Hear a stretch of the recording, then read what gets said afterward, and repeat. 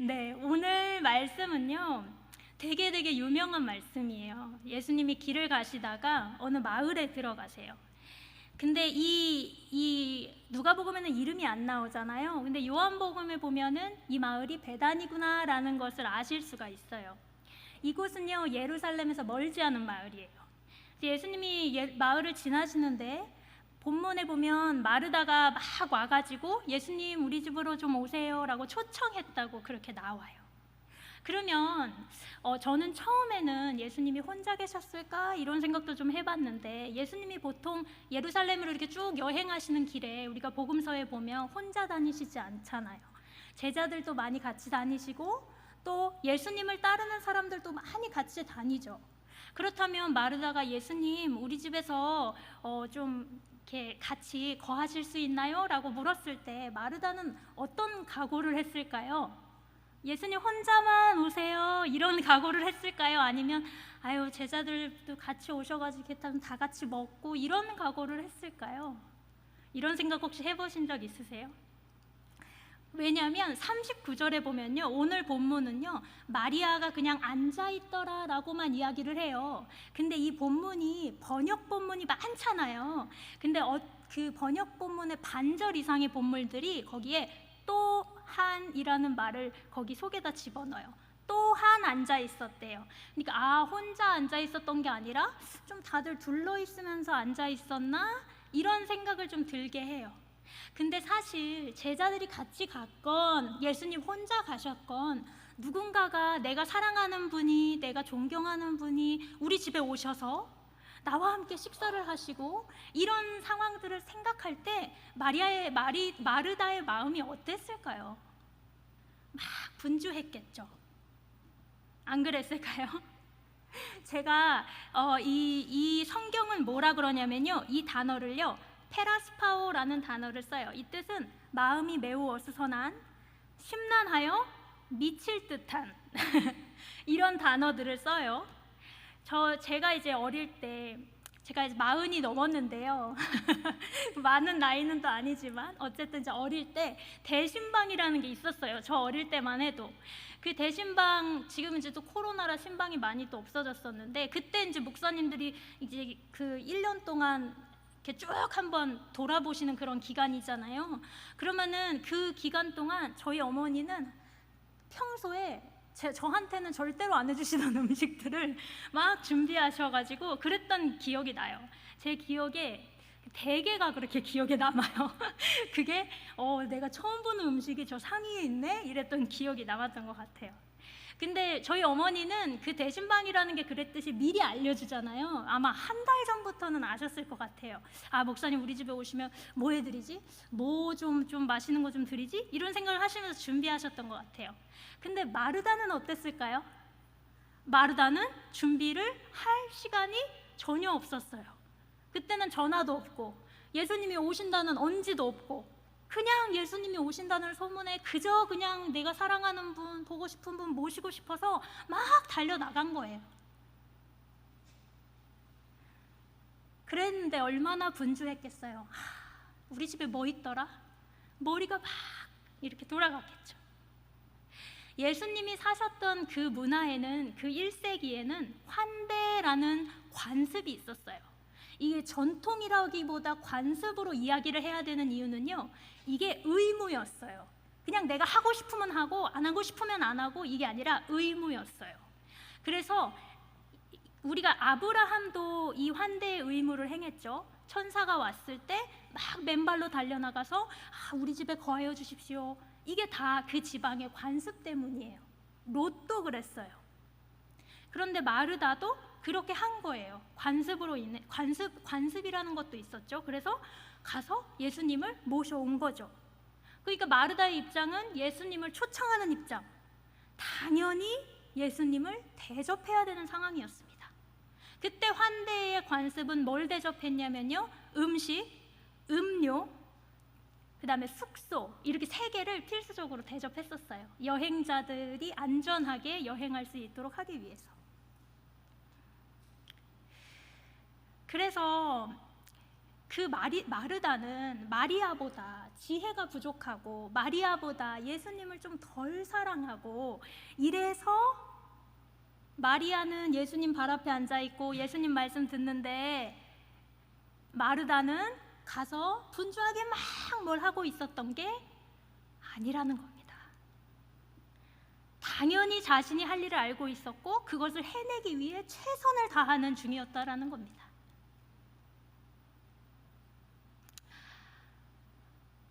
얼마나 자신도 예수님을 마르다가 모셔왔잖아요. 얼마나 예수님 말씀을 듣고 싶었을까요? 얼마나 좋은 것을 좀 드리고 싶었을까요? 그러면 이런 생각도 했겠죠. 아우, 좀 빨리 같이 준비하고 같이 좀 말씀 좀 듣지, 이런 생각이 있지 않았을까요?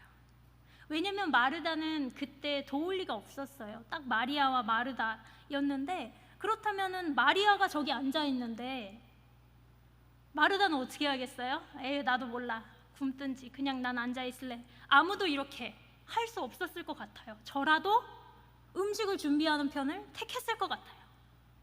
그러면서 속으로 생각했겠죠. 아, 나도 저기 있고 싶다. 마르다는요, 요한복음에 2번이 나와요. 11장에도 나오고 12장에도 나와요.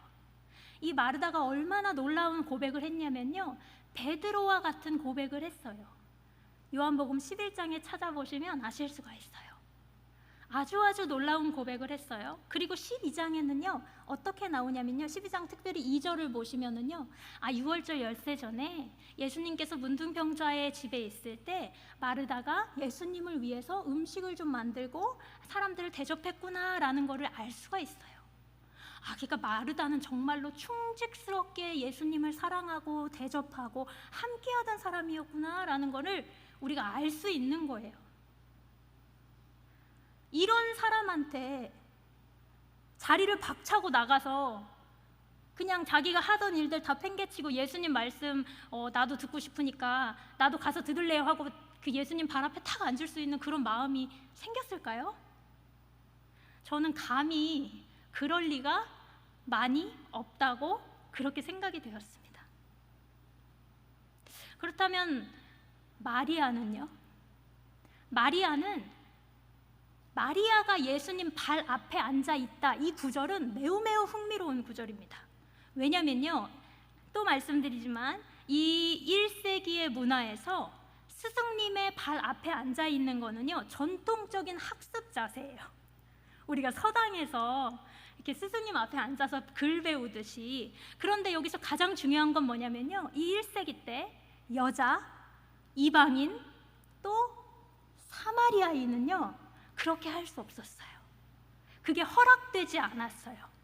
특별히 여자와 아이들은 완전하지 못한 존재라고 생각이 되었기 때문에 그게 말도 안 되는, 어떻게 보면은 그 당시 문화에서는 쟤 뭐 하는 거야? 이렇게 생각될 수 있는 일이었어요.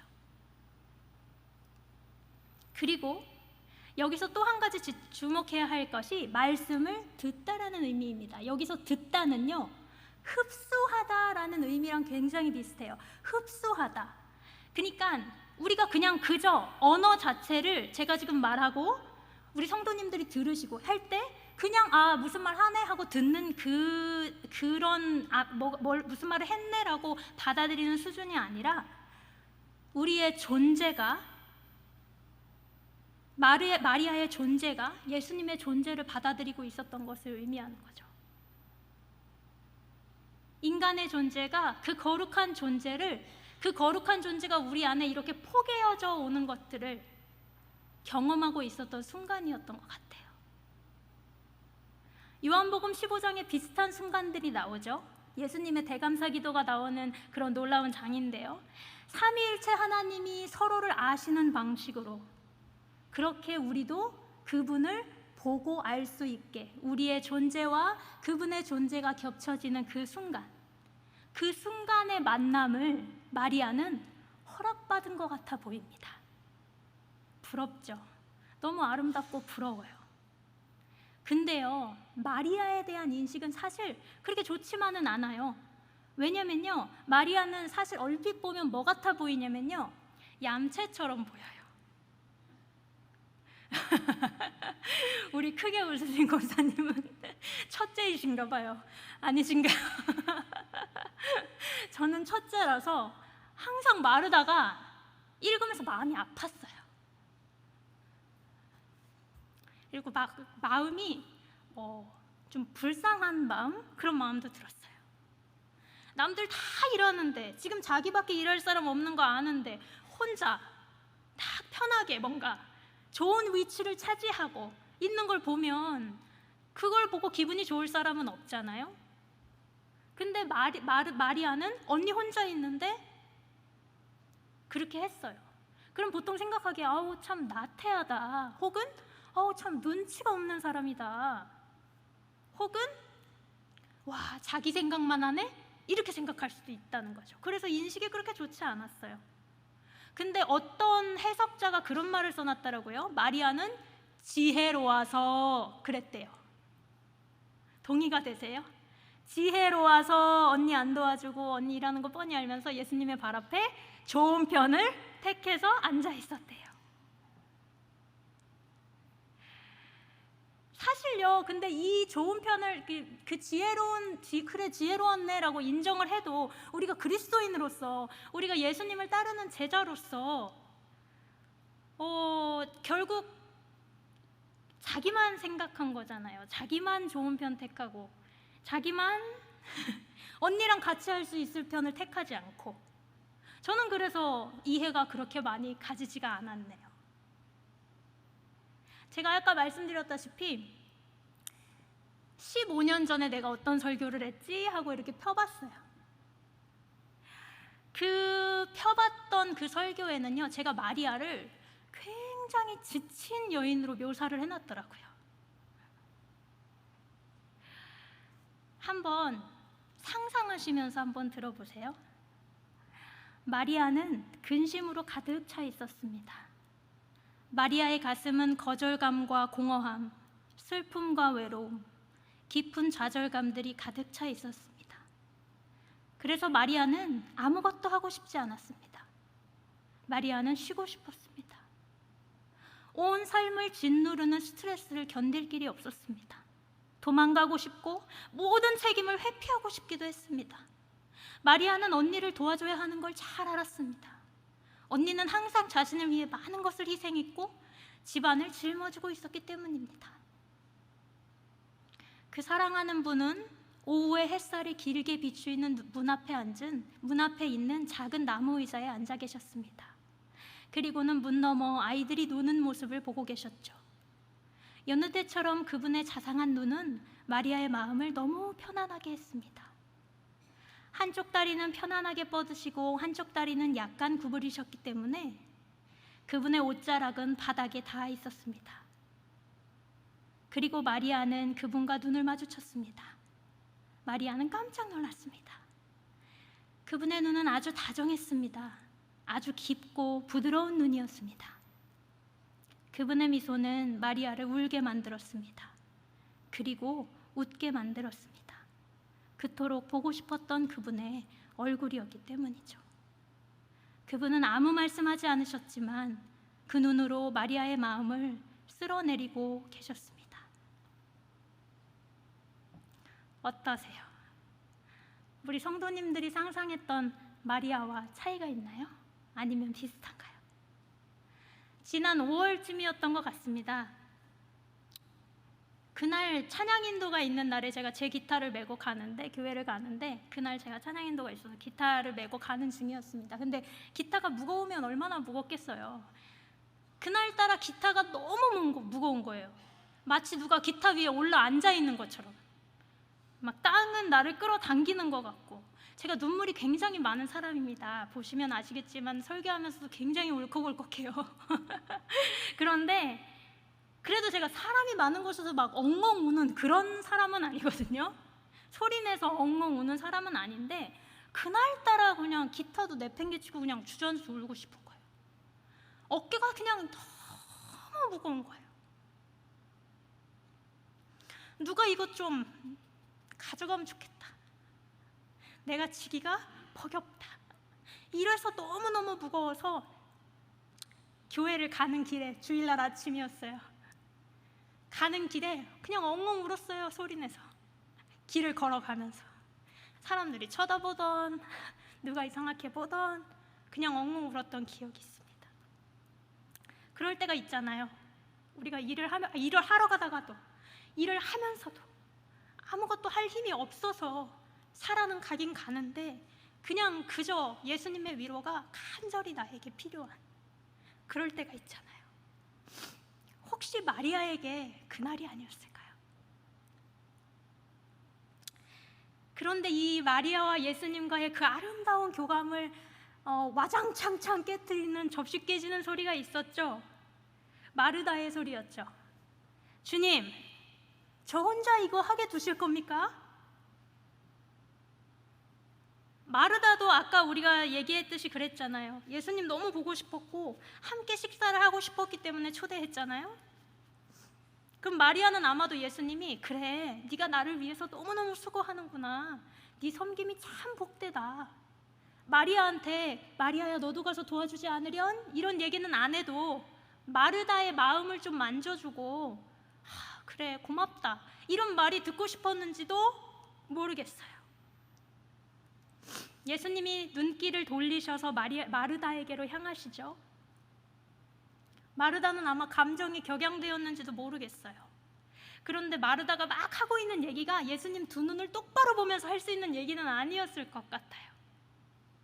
제가 느끼기에는 아마도 눈을 좀 돌리면서 주님 저대로 두실 겁니까 정말? 이랬는지도 모르겠죠. 그때 예수님이 마르다를 부르세요. 마르다야. 그런데 한 번 더 부르시죠. 마르다야.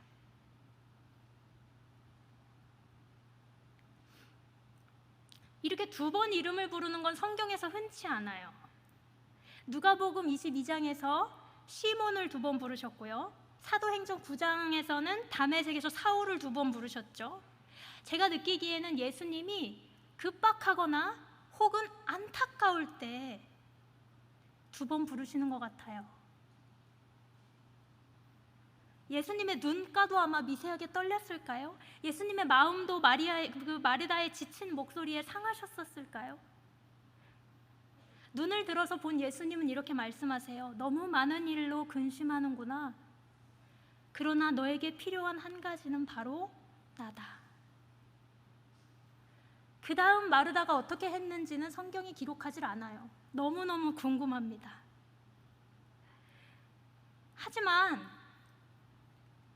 하지만요, 이렇게 마르다에게 위로하시고 마르다를 격려한다 하실지라도, 마르다를 꾸짖으신 게 아니라 마르다의 섬김을 아름답게 보셨을지라도 우리에게는 문제가 해결이 되질 않아요. 저는 생각했을 때 마르다에게도 문제가 해결이 되지 않았다고 생각해요. 왜냐면요, 제가 아는 교회에 90대신 권사님이 계세요. 90이세요. 정정하신데 그분이 아직도 사랑의 식탁을 준비하세요. 아직도라는 얘기는 쭉 해오셨다는 얘기예요. 그냥 그분이 그것이 섬김이라고 생각하고 내가 이걸 너무 하고 싶어서 누가 강요한 게 아니라 교회 사랑하는 마음으로, 예수님 사랑하는 마음으로 하시는 거예요. 근데 그 눈물 나는 헌신 앞에 90세 되신 분이 그렇게 해주시는 그 헌신 앞에 권사님은 덜 좋은 편에 서셨네요. 이렇게 말할 수 있을까요? 아무도 없을 것 같아요. 저는 오히려 그랬을 것 같아요. 예수님, 왜 그렇게 말씀하세요? 에베소서와 히브리서에 보면 그리스도의 온전함과 섬김을 함께 언급하고 있는데요. 히브리서 6장 10절을 보시면은 그리스도의 몸을 세우려 하는 그 성도가 그 장성함과 완전함의 목표에 이르게 하는 그 목적이 봉사를 하기 위한 거라고 쓰여 있어요. 궁금하시면 한번 찾아보세요. 에베소서 4장 11절 12절은 뭐라 그러냐면요, 역시 그리스도의 몸을 세우기 위해 성도를 온전하게 하는데 그게 봉사의 일을 하게 한다고 써 있어요. 성경이 우리를 굉장히 헷갈리게 하죠. 특히 헷갈리게 하는 게 뭐냐면요, 누가복음의 편이라고 나와 있는 단어예요. 좋은 편. 그러면 안 좋은 편이 있구나. 우리는 자연스럽게 이렇게 생각을 하게 되죠. 그리고 이 말씀을 조금 왜곡해서 듣게 되면요, 편과 편을 갈라요. 막 분주하게 하는 건 나쁜 편, 예수님 발 앞에 앉아서 말씀 딱 듣는 건 좋은 편. 그러면은 누가복음이 뭘 하는 것처럼 보여요? 말씀 듣는 사람의 손을 번쩍 들어주는 것처럼 보여요. 네가 이겼어. 그러면 우리는 공동체를 섬기는 일도 우리 자신뿐만이 아니에요. 우리 청년들, 우리 아이들 자신들의 부르심을 찾아서 그 교회 위에서 봉사하고 교회를 세우기 위해서 그렇게 일하고 하나님 부르심을 향해서 분투하면서 나아가는 것도, 우리가 그리스도 사랑을 나누기 위해서 다른 이들과 좋은 관계를 맺는 것도 전부 우리의 마음을 만약에 분주하게 한다면 별로 안 좋은 편이 되어버린다는 거예요.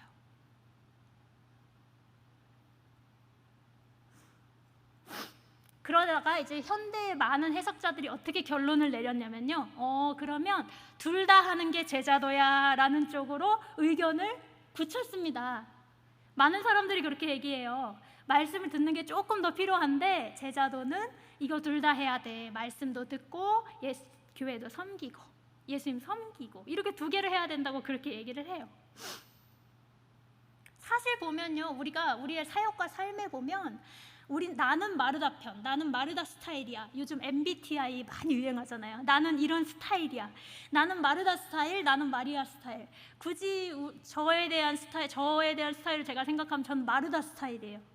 막 빨빨거리면서 돌아다니고 이거 하고 저거 하고 그런 스타일이에요. 근데 사실 삶을 보다 보면 내 안에, 내 삶 안에, 내 사역 안에 마르다도 있고 마리아도 있구나 라는 걸 발견을 하게 돼요. 그러니까 우리 예수님이 편을 가르고 예수님을 위해서 하고 예수님을 사랑한 마음을 어떤 거가 더 좋고 어떤 거가 더 나쁘고 요거를 가르고 싶어서 지금 우리에게 이 말씀을 주신 게 아니라, 우리에게 좋은 편과 나쁜 편을 골라가지고 그 중에 뭐 하나를 잘 선택해라 그러려고 주신 게 아니라 우리에게 필요한 것을 말씀해 주시려고 이 말씀을 주신 거라는 이야기입니다. 거기에 보면요, 성경에 오늘 본문에 보시면요, 헤노스라는 단어가 나오는데요, 영어 성경에는 단 하나라고 그렇게 의미가 기록되어 있어요. 그런데 우리 한글판 성경에는 몇 가지만 하든지 혹은 한 가지만 이렇게 두 개가 표시가 되어 있어요. 그런데 사실 원문의 의미에 충실하다고 생각을 하면 하나라는 의미에 집중을 하는 것이 좀 좋아 보입니다. 사실 한글에서 족하다라고 번역된 이 부분은요, 사실은 무슨 표현이냐면요, 필요하다라는 표현이에요. 필요하다. 그러니까 이거를 종합적으로 얘기하면 예수님 말씀이 한 가지가 마르다에게 필요하구나 라는 것으로 이해할 수가 있습니다.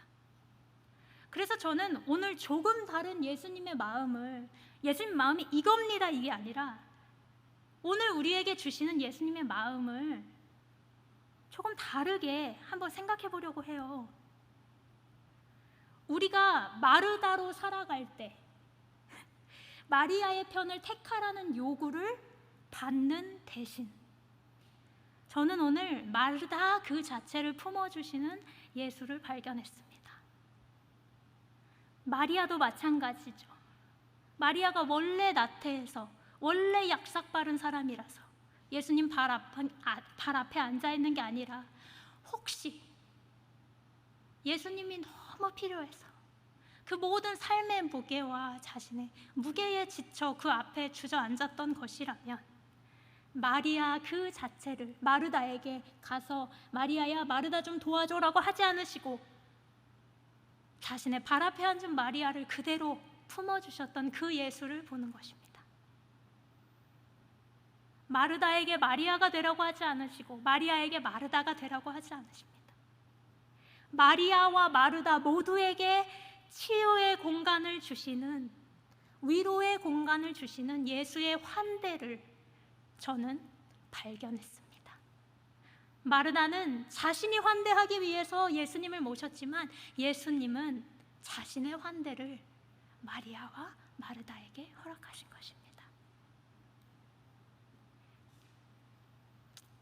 마르다를 2번 부르신 것은 아마도 그녀가 예수님과 눈을 딱 맞추기를 바라셨던 것 같습니다. 베드로가 예수님을 3번 부인하고서 예수님과 눈을 딱 마주쳤잖아요. 그 눈에서 저는 베드로가 비밀을 봤을 것 같아요. 그 비밀이 뭐냐면 영혼의 비밀. 마르다도 그 눈맞춤 속으로 초대된 것이 아닌가라는 생각을 했습니다. 만약 오늘 여기서 예수께서 우리 성도님들의 한 분 한 분의 눈을 딱 바라보실 때, 만약 우리가 여기서 예수의 눈을 딱 바라봤다고 했을 때 예수의 눈에서 무엇을 보십니까? 그리고 그분은 우리의 눈에서 무엇을 보실까요? 마이스터 에크하르트라는 중세 독일 신학자가 있어요. 그 사람은 이렇게 말씀을 하세요. 신은 항상 우리 안에 있다. 우리가 집에 있는 경우가 적을 뿐이다. 이렇게 얘기를 해요. 제 식으로 좀 이해를 하자면 신은 우리를 영원히 품에 끌어안고 있지만 우리가 그 품 안에 있는 게 찰나라는 거예요. 우리는 신이 우리를 품는 그 순간을 그때 행복했지, 주님이 나를 만나주셨지, 그때 주님이 나를 정말 사랑해주셨지, 이렇게 생각하고 기억한다고 생각할지 모르지만 예수께서는, 신께서는 우리를 영원으로 안고 계신다는 거예요. 이 찰나는요, 사실은 신의 영원성, 그 영원함 때문에 우리가 가진 한계, 이 찰나, 우리의 기억, 우리의 경험, 이것이 신의 영혼과 만날 때 우리가 영혼에 닿는 그 놀라움을 우리가 가집니다. 그 신의 품을 발견할 때 우리가 영혼을 소유하게 되는 겁니다.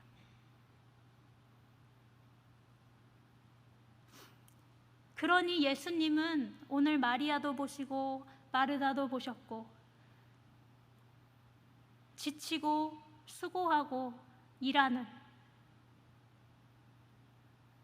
마리아와 마르다에게 영혼을, 자기 자신을 주고 싶으셨던 것입니다. 그러니 당연히 뺏길 수 없죠. 그 하나, 단 하나 필요한 그것이니 당연히 뺏길 수 없죠. 예수님은 꼭 이렇게 말씀하시는 것 같아요. 나의 시선은 너희 중 한 사람에게만 있는 게 아니라, 마리아에게만 가 있는 게 아니라, 나의 팔은, 나의 위로는, 나의 사랑은 어떤 행동을 통해, 마르다가 섬기는 어떤 행동을 통해 너희에게 주어지는 게 아니라 너와 내가 서로를 바라봄으로 너희들 모두에게 주어지는 것이다 라고 말씀하시고 싶었던 것 같습니다. 예수님은 우리 존재 자체를 기다리고 계십니다. 그러니 제가 이해할 때 헌신은 내 존재를 그분께 내어드리는 것입니다. 내 눈이 그분의 눈을 바라보고 그분의 존재가 나의 존재 안에 영원히 겹쳐지도록 그렇게 우리를 내어드리는 것입니다.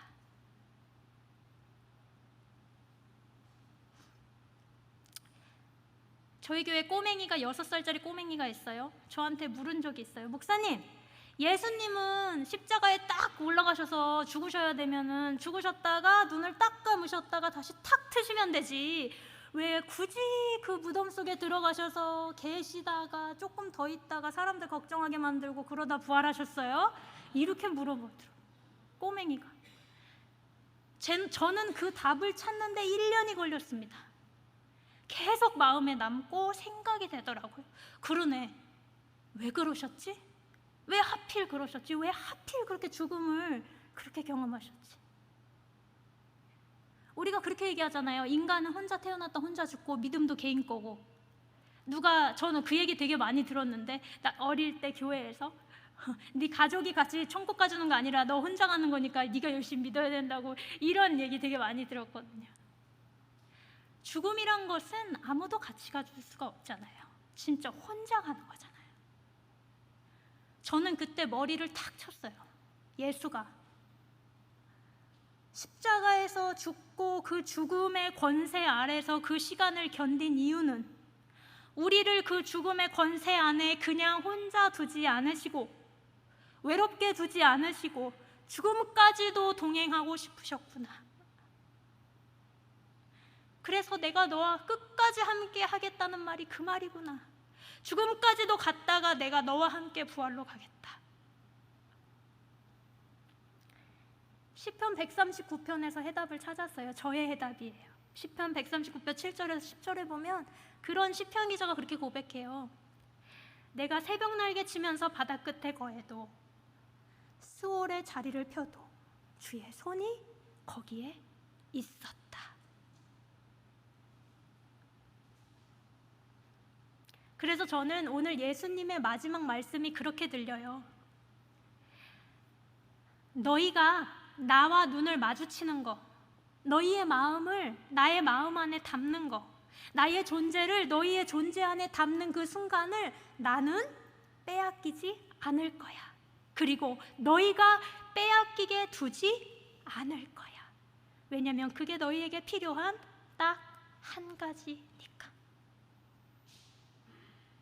하나님의 현존 안에서, 하나님의 일깨워진 그 사랑 안에서 쉬고 또 일하고 하나님과의 그 친밀한 삶을 갈망하시기를 바랍니다. 그분의 발 앞에서 말입니다. 그리고 다시 또 섬김의 자리로 나아가십시오. 그분의 존재를 품고 그분과의 만남을 품고 그 영혼을 품고 다시 주님의 교회를 세우는 곳으로 가십시오. 우리가 지닌 그 찰나의 조각이 누군가에게 영혼의 조각을 잇대어 줄 수 있는 놀라운 통로가 될 수 있도록 힘껏 섬기시고 사랑하시는 그런 여전도회 되시고 그런 제주 영락교회 성도님들 되시기를 주님의 이름으로 축복합니다.